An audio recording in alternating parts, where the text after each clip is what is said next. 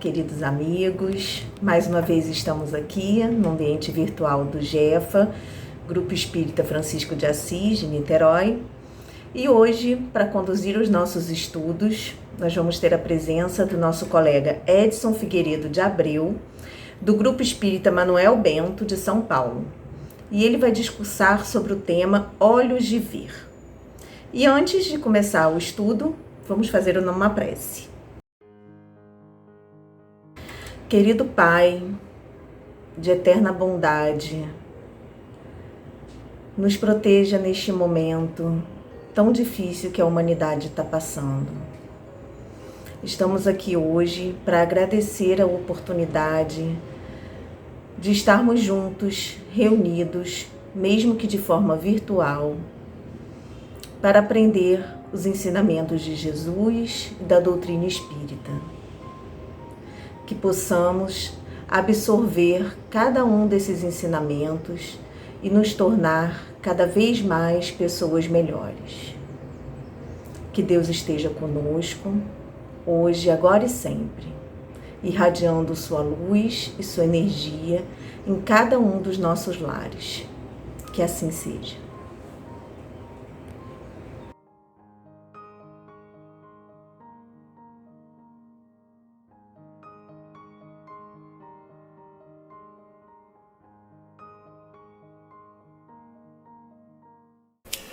O tema de hoje é Olhos de Ver.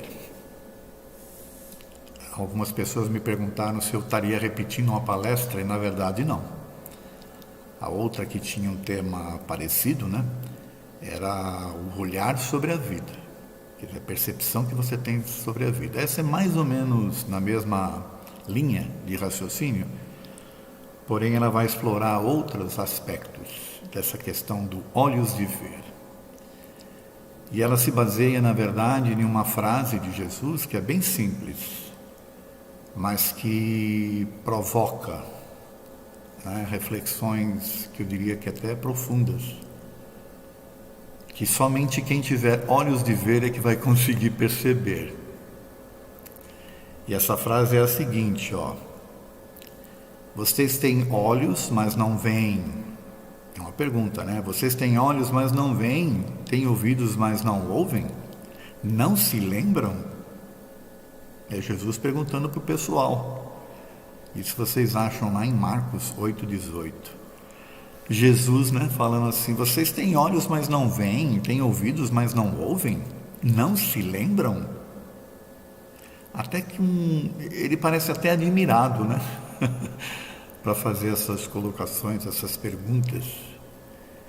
E aí a gente vai se questionar aqui, por que ele fez esses questionamentos, Vocês têm olhos e não veem?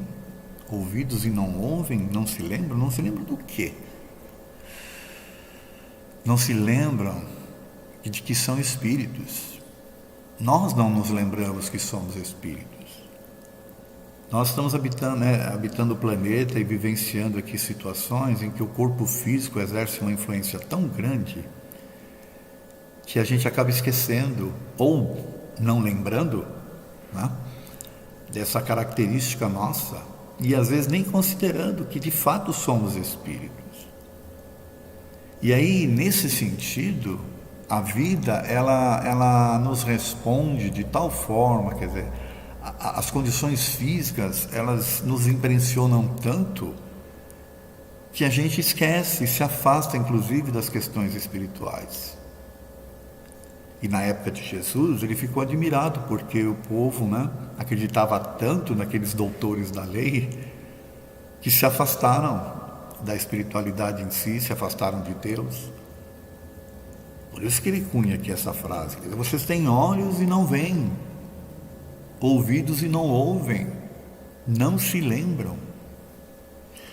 Então, o olhos de ver, na verdade, através desse entendimento e desse questionamento que Jesus faz, ele passa a ser uma habilidade extrafísica, inerente à percepção espiritual, que vai além do ilusório físico. Então veja, passa a ser uma habilidade de poucos. Mas como assim, habilidade de poucos?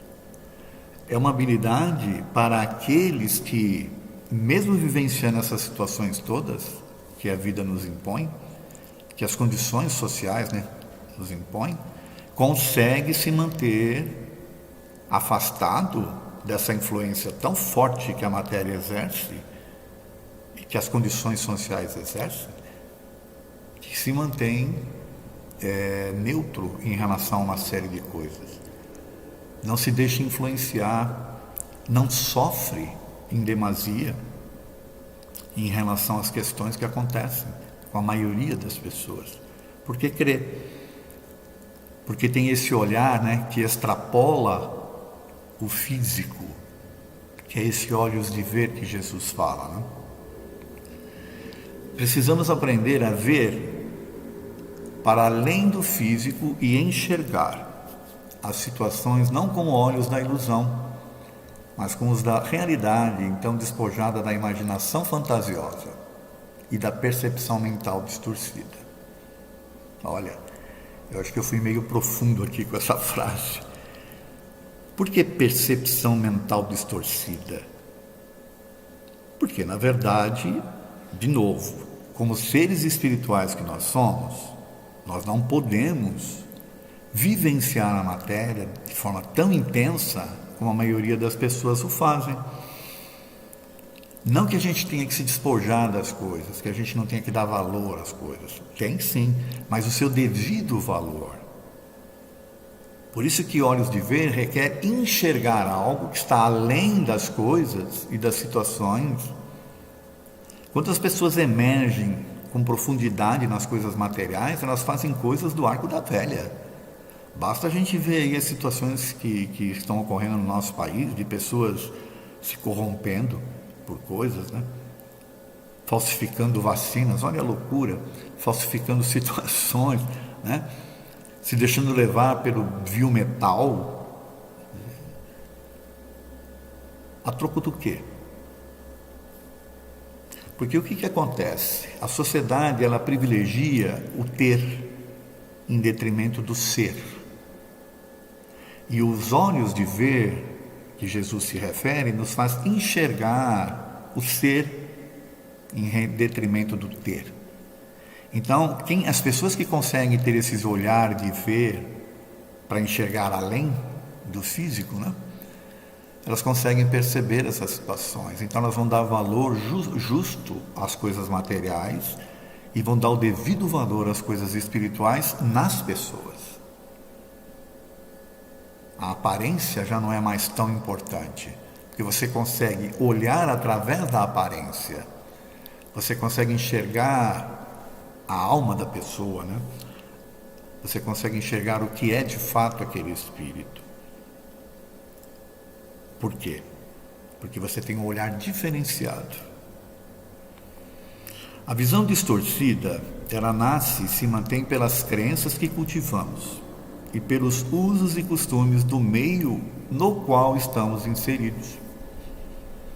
Então, fechando nessa questão que a gente estava iniciando aqui na conversa nossa dos olhos de ver,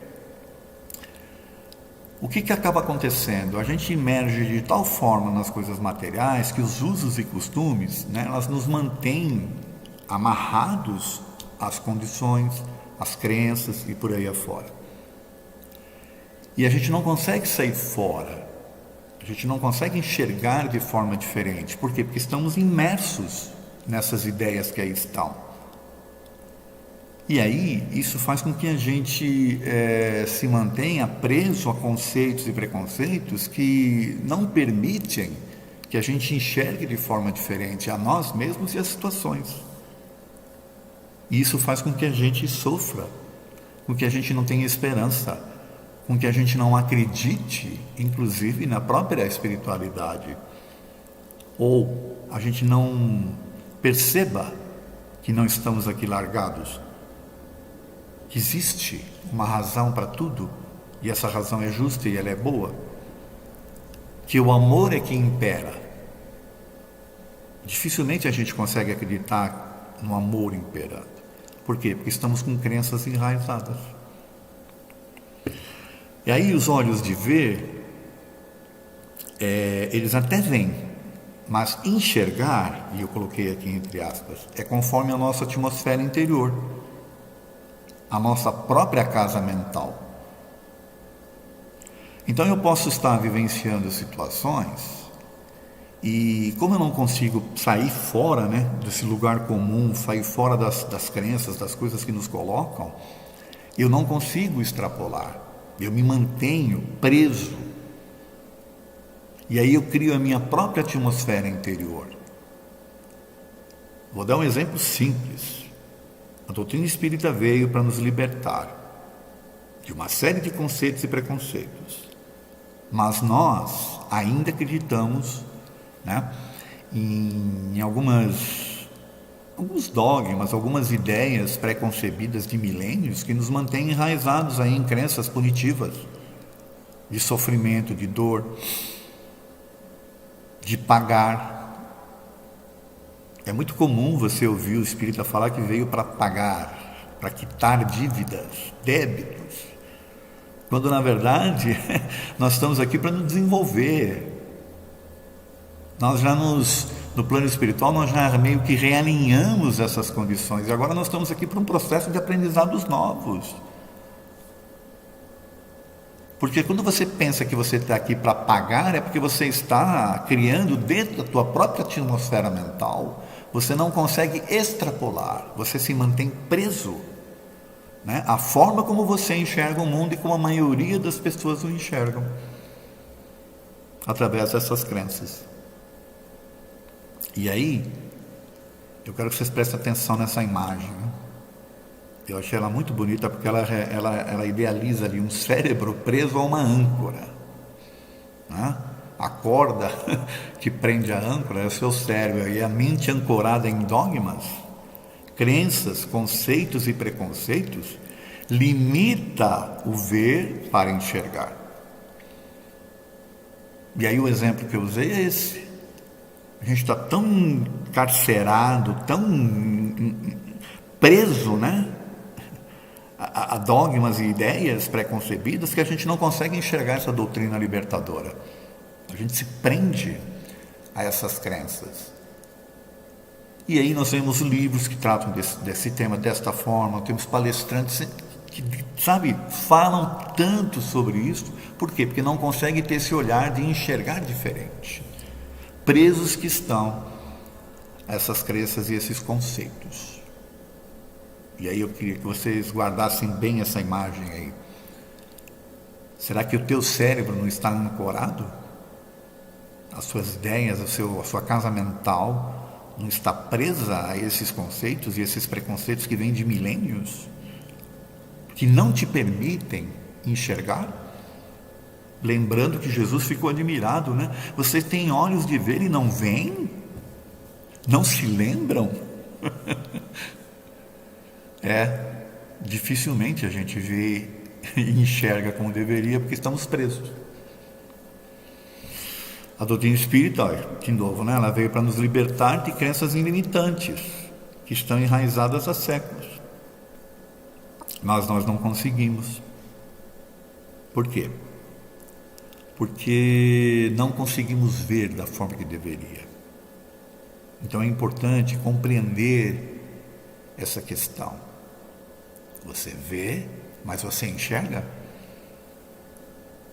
Ou você vê conforme o que está no seu íntimo, conforme aquilo que você construiu de acordo com as suas crenças? E aí eu vou voltar novamente a uma mensagem que eu acho bonita demais, né? E aí está aí uma imagem de uma candeia, né? Que eram as velas que eram usadas na época de Jesus. Os olhos são a candeia do corpo.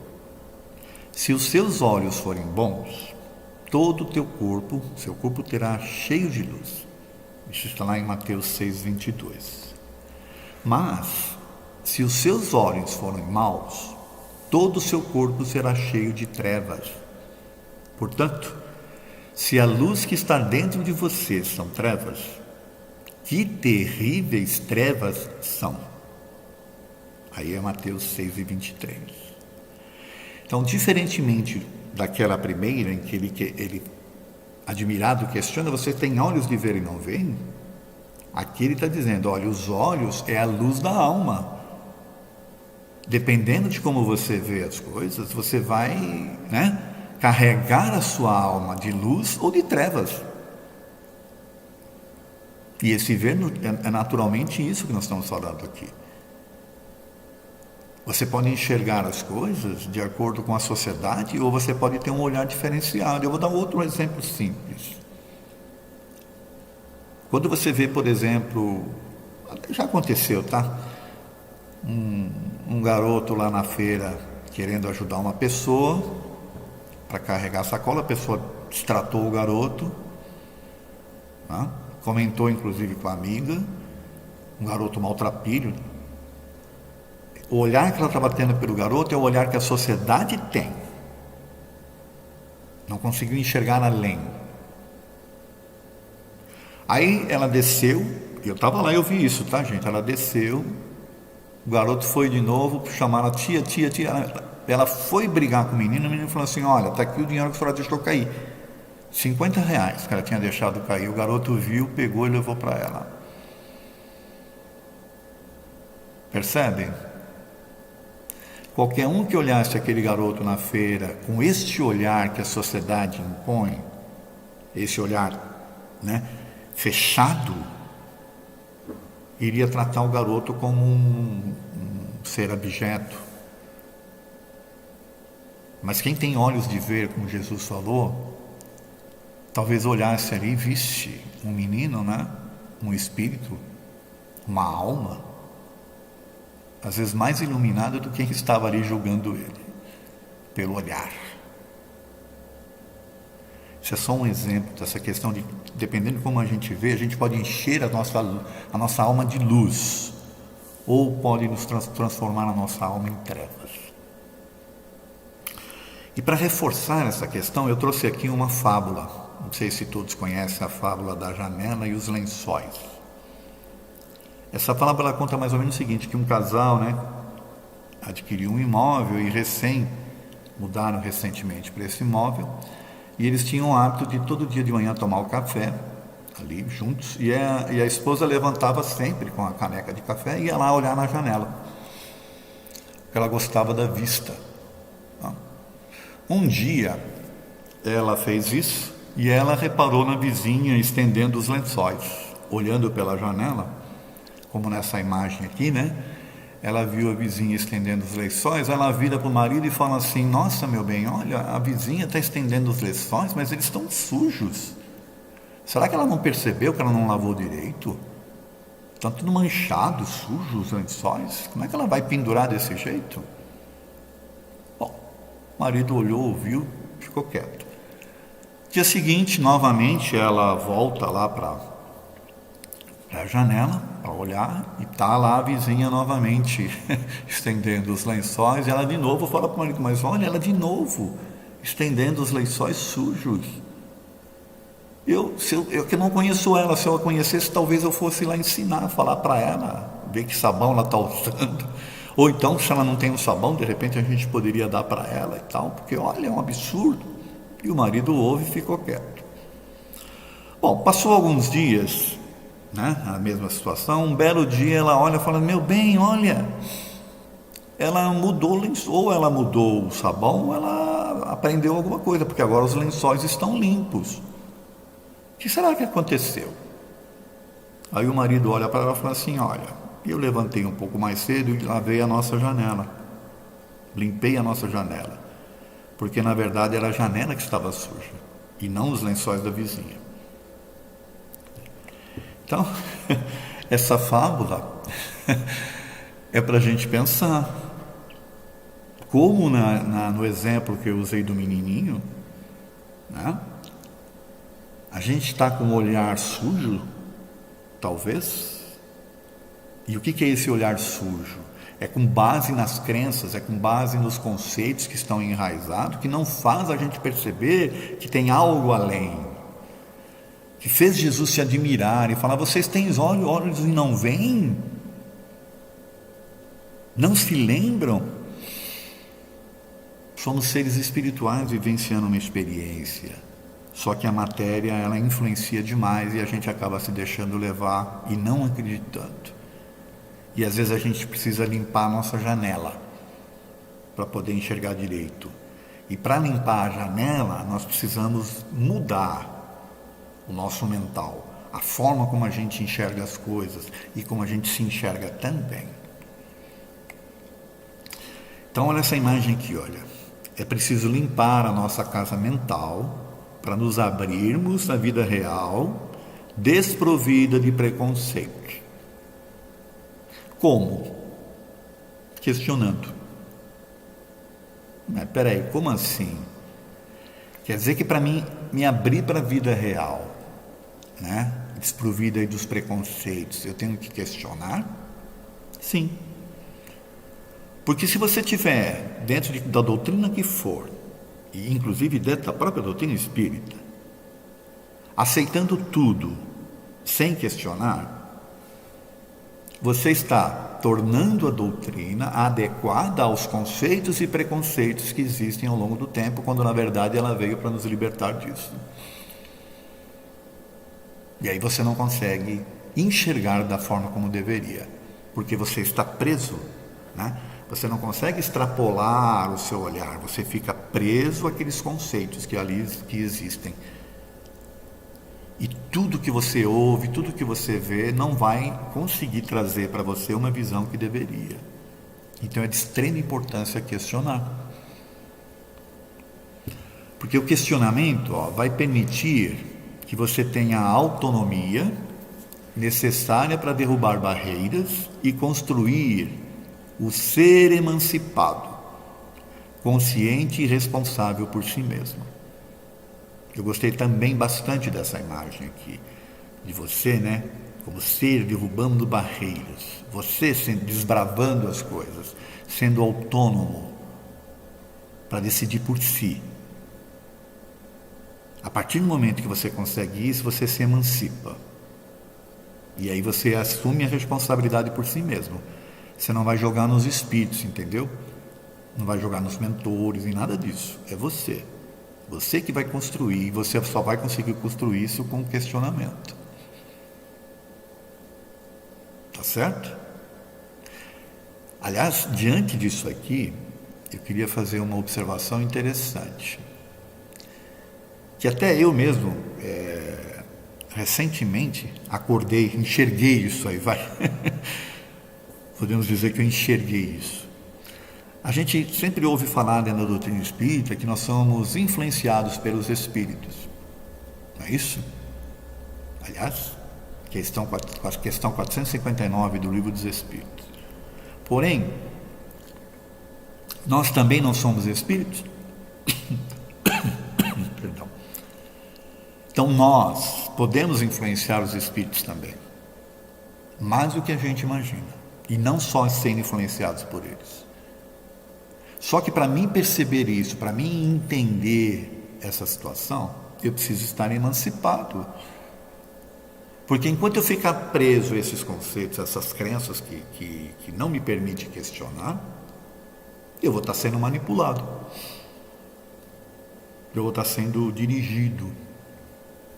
Quando na verdade o grande objetivo nosso aqui é o nosso próprio desenvolvimento. A responsabilidade por si mesmo vai te afastar da mendicância espiritual, a qual muitos estão presos há séculos.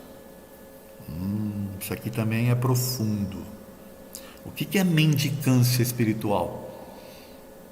É você se tornar um eterno pedinte. Só pedindo, pedindo, pedindo, não fazendo por merecer, entendeu?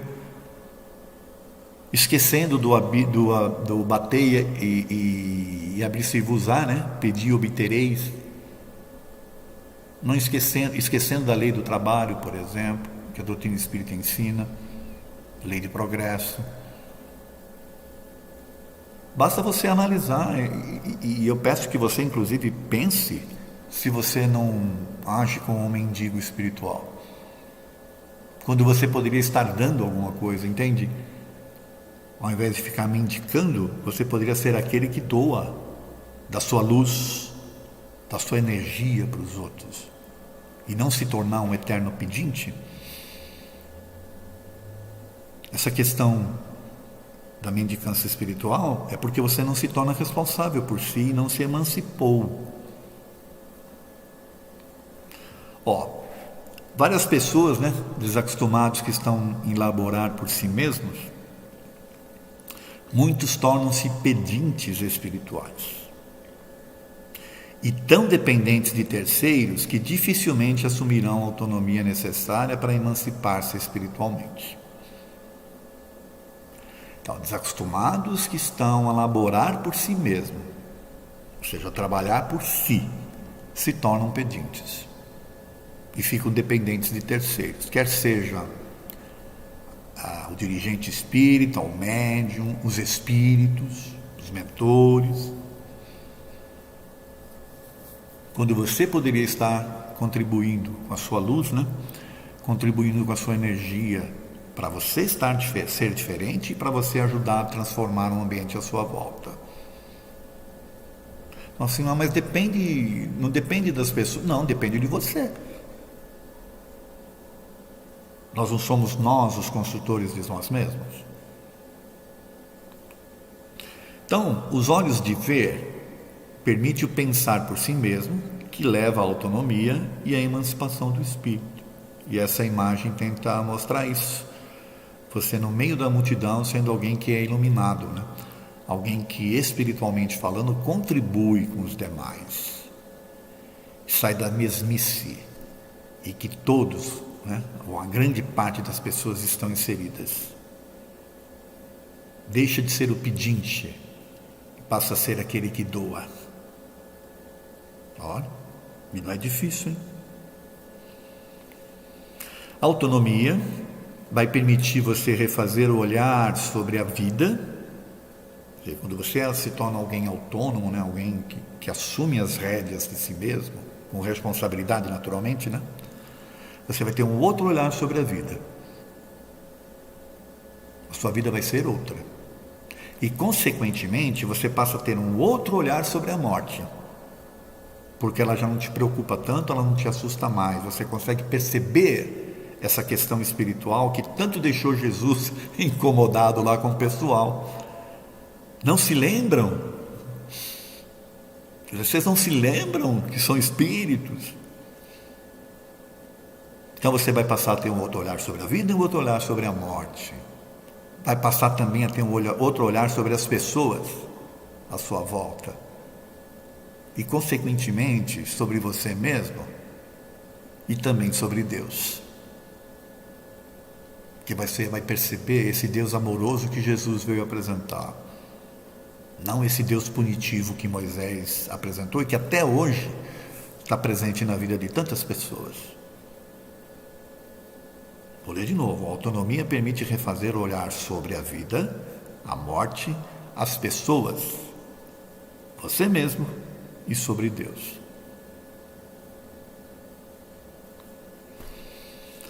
Importante a gente pensar o seguinte também: não fique preso ao passado.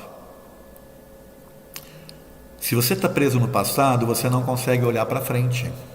Você fica sempre olhando pelo retrovisor. Sabe o que acontece com uma pessoa que está dirigindo e fica só olhando para o retrovisor? Uma hora ela não vai ver o que tem na frente, ela vai bater. Vai se estatelar. Um poste, numa parede, sei lá. O passado é algo que aconteceu para construir o que você é hoje, no teu presente. Então, olhar para trás só para aprender alguma coisa. Agora, ficar preso ao passado não vai te ajudar em nada a mudar o seu olhar. Também não se prenda a olhar um futuro que poderá não ocorrer.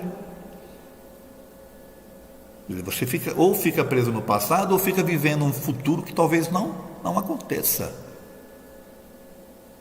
Quantas pessoas não se perdem nisso? Que como não conseguem enxergar as coisas que estão à sua volta, apesar de ter o olhar de ver, ou ficam presas ao passado, ou então imaginando o que pode ser o seu futuro, tristes com o seu presente. quando na verdade esse presente pode ser o presente. Vou explicar melhor. Pode ser, não, é. O presente, na verdade, é o presente de Deus para você, que é a sua própria vida. É aquele que confiou em você. E você duvida. Então não fique preso ao passado e nem prendendo o seu olhar a um futuro que pode não acontecer.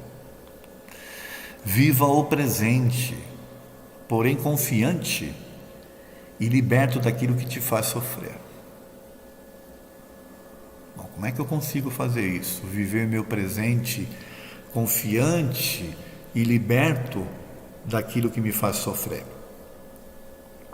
Bom, primeiro, entender o que é que te faz sofrer. Depois, mudar o seu olhar sobre as coisas. Repensar a sua vida, os seus conceitos, as suas crenças. Se você não está preso, como naquela imagem que eu mostrei, do cérebro preso à âncora, libertar-se mesmo dessas ideias que estão aí, que te confinam, que fazem você ter um olhar, segundo Jesus, que te traz trevas ao invés de te iluminar. Isso só depende de você, não depende dos outros. E eu vou encerrar agora a palestra. Eu vou trazer aqui 2 frases do livro do Pequeno Príncipe. Quem não leu esse livro, vale a pena ler, viu? É do Antoine Saint-Exupéry. Antoine Saint-Exupéry, o autor. Um livro fantástico de reflexões. E a primeira fala assim, que tem a ver com o tema, O essencial é invisível aos olhos e só se pode ver com o coração. Olha, não é fantástico? O essencial é invisível aos olhos e só se pode ver com o coração. Vocês querem ver essa frase ser aplicada a uma coisa que eu já falei aqui na palestra? A história do menininho na feira? O que era o essencial ali? E que estava invisível aos olhos, porque a pessoa não estava vendo com o coração. O próprio garoto, a situação dele. Porque se visse com os olhos do coração, talvez não tratasse de forma tão pejorativa, preconceituosa, e acabando tendo que tomar uma lição do próprio garoto, porque ficou admirada do garoto vir devolver o dinheiro para ela. Olha que interessante, o essencial é invisível aos olhos, só se pode ver com o coração. A outra é, para enxergar claro, basta mudar a direção do olhar. Você quer enxergar claro? Mude a direção do olhar. O que é que você está trazendo para dentro de você com o seu olhar, segundo Jesus, Porque o olhar é a luz da alma. Você pode estar olhando na direção errada ou não tendo os olhos de ver, conforme falou Jesus. Então, para enxergar claro, basta mudar a direção do olhar. E finalizando mesmo, mais uma frase de Jesus aqui, olha. Vós sois a luz do mundo. Assim, resplandeça a vossa luz diante dos homens. Isso está lá em Mateus 5, 14 e 16. Somos a luz do mundo. Nós estamos resplandecendo a nossa luz ou nós estamos apagando a nossa luz com os nossos conceitos, nossos preconceitos, as nossas ideias enraizadas em pecados, em culpas, fazendo com que a gente se sinta pessoas sofrendo quando deveríamos estar iluminados, ajudando a iluminar os que estão à nossa volta. É isso que é os olhos de ver. Tá bom? Agradeço a atenção de todos vocês. Agradeço, gente, a atenção de todos e que Jesus possa nos abençoar, que a gente possa ter os olhares a partir de agora, de ver de forma adequada, até para aprender a se enxergar como alguém merecedor de estar iluminado, e que a nossa luz possa prevalecer sobre qualquer treva que queiram trazer para nós. Tá bom? Tudo de bom para vocês.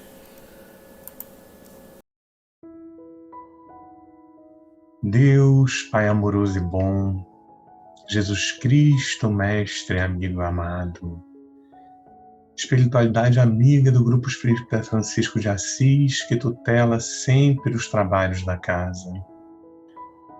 Nesse momento, possamos ser acolhidos, Senhor, por todos vocês, que os nossos lares sejam inundados por essa boa energia, sejam inundados por boas vibrações, e que possamos nós receber essa ressonância em nossos espíritos e também passar isso adiante para tantos irmãos que, assim como nós, necessitam da palavra amiga, consoladora e amorosa da doutrina espírita. Abençoe, Senhor, a todos que estejam nesse momento passando por provações, por problemas, por aflições e angústias, que eles possam ser acolhidos, que eles possam ter o remédio necessário para que consigam continuar em frente, para que consigam ter aquela carga de coragem para seguir rumo a Ti, Senhor. Que a Sua luz se faça presente no interior de cada um de nós e que possamos estar contigo hoje, agora e sempre. Que assim seja, graças a Deus.